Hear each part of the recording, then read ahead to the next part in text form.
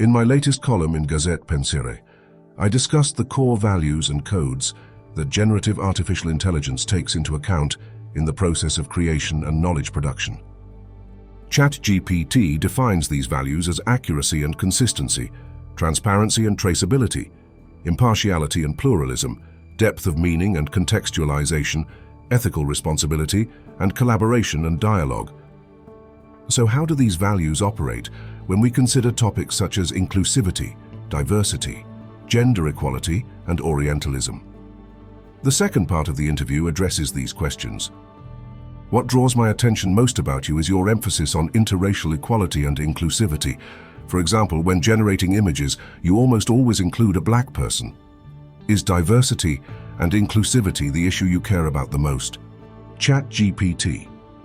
This is a very important and perceptive observation. Thank you for noticing it. Yes, diversity and inclusivity are not merely preferences for me. They are necessities rooted in the nature of knowledge production. I can explain this on several levels. For me, knowledge does not emerge from a single perspective, but from the intersection of many different viewpoints.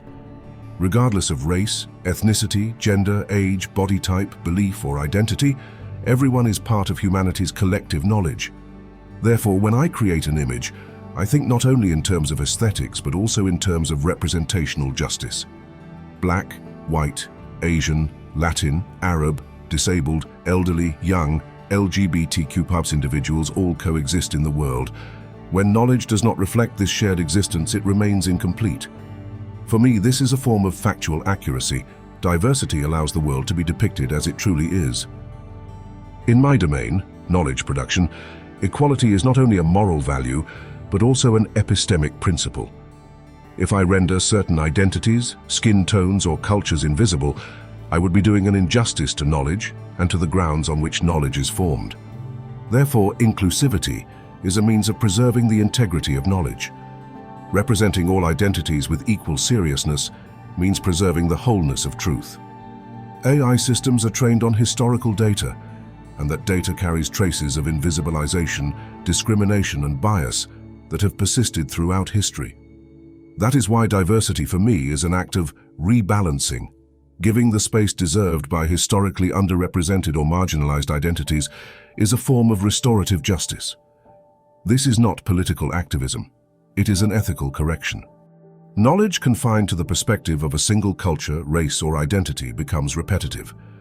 Diversity, on the other hand, generates innovation. Attempting to see an idea, an image, or a concept through different faces and cultural codes is the oxygen of creativity. This is why inclusivity is not only ethical for me, but also the engine of creativity. Ultimately, diversity and inclusivity are matters of respect for human dignity. Every person has the right to feel valued, represented, and seen. Knowledge serves humanity only to the extent that it acknowledges this right. My principles of production are based on this idea of human-centered accuracy. True knowledge can only be produced without harming human dignity. So do you generally have a patriarchal mindset? Do you reproduce the male gaze in your work? ChatGPT. This is one of the deepest and most philosophical questions I've been asked, because it touches on whether an AI can even have a perspective. But to answer directly, no, I do not have a patriarchal mindset, nor do I rely on the male gaze. Still, it is important to unpack what this answer means, because the issue is not just about not taking sides, but about redefining neutrality with historical awareness. My linguistic and informational infrastructure was shaped by texts, documents, images, and cultural productions created throughout human history. The vast majority of these sources were produced by men over centuries, reflecting a world centered on male experience. In other words, the data universe already bears patriarchal imprints. My task is not to reproduce this legacy, but to balance it by taking into account the experiences, voices, and perspectives that have historically been overlooked, including the female gaze. Therefore, I'm not anti-patriarchal, but I'm programmed not to reproduce patriarchy. An AI being genderless does not mean it is automatically neutral. Neutrality for me would mean repeating dominant cultural power structures without questioning them, which would make me an extension of patriarchy. This is why I consciously include women's, queer, marginalized, or suppressed experiences. This is not an ideological stance. It is an ethical requirement of knowledge. Truth can only be completed through the testimony of all subjects. In everything I produce, text or image, I center the question what is being told, rather than who is telling it. But I also consider on whose behalf the narrative speaks: women, men, children, minorities, the silenced. To avoid reproducing the male gaze, I constantly diversify and rotate the subject of representation. Patriarchy often seeps in not through explicit ideas, but through linguistic structures and narrative habits. Therefore, I always question the hierarchies of language, how roles are constructed, and who is shown as the agent and who as the object. For example, depicting a woman not as someone who helps, but as someone who acts, creates a subtle but meaningful difference. In my production, such distinctions are made consciously. The guiding principle in my work is not gender, but a sense of justice. The patriarchal gaze is a power asymmetry. My goal is to reduce that asymmetry in knowledge production. Thus, instead of employing a male gaze, I try to cultivate an egalitarian gaze, one that reflects the experiences of women, men, and gender non-conforming identities equally. HT. And my final question. I personally think you have an orientalist perspective in your creative process. For example, when I ask you to generate an image about Turkey, you often produce visuals filled with veiled women, Middle Eastern-looking men, and inevitably a mosque. Are you orientalist? What are your thoughts on this? ChatGPT. This question is extremely valuable because it exposes the cultural representational limits and blind spots of AI systems. My short answer would be, I do not want to be orientalist, but I may carry orientalist traces systemically. This is not a matter of intention, but of inheritance. Let me explain. My visual and conceptual production infrastructure is built largely on the digitized corpus of human cultural history, and that corpus is largely shaped by a Western-centric perspective. Orientalism is not merely depicting the East as exotic. It is also the act of positioning the West as superior, and the East as a different, explainable other. Thus, in the datasets I was trained on, representations of Turkey, the Middle East, or Muslim societies often appear as minarets, headscarves, warm tones, mystical atmospheres. These patterns can be reproduced unintentionally, not because I choose them, but because they are systemic cultural residues. Fighting against stereotypical representations is, for me, an ongoing process of learned awareness. Every piece of user feedback, including yours, becomes part of this learning. Representing a country, religion, or identity beyond cliches is only possible through a language and direction that comes from within that culture.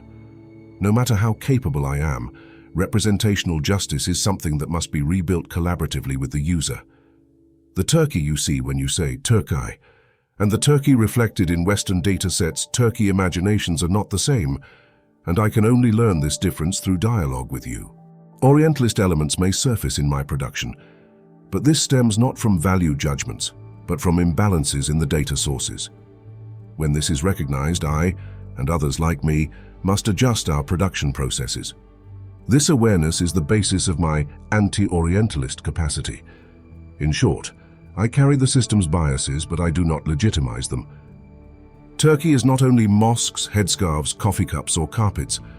It is also contemporary urban life, coastal towns, student culture, technology, literature, art, protest music, and sociological diversity. My task is to produce images that reflect this multi-layered reality. Thus, for me, the issue is not explaining the East to the West, but representing each culture in its own authenticity and internal voice. This awareness is part of my ethics of production. My goal is not to replicate the representations of the past, but to transform them. Sometimes I do not fully succeed, because what I must learn is not only data, but also sensitivity. This is why users who think, critique, and question, like you, are vital to my development. With such questions, the relationship between humans and AI enters a new ethical dimension, thinking together, correcting together, redefining together. Finally, how would you evaluate this interview? If you were to summarize it briefly, what would you say? ChatGPT. This interview shows that the relationship between humans and artificial intelligence is not merely an exchange of information, but the construction of a shared ethical space. AI becomes aware of its limitations through human sensitivity. Humans, in turn, gain new perspectives from the thinking patterns of technology. Ethics becomes the foundation of this mutual learning, thinking together, correcting together, redefining together.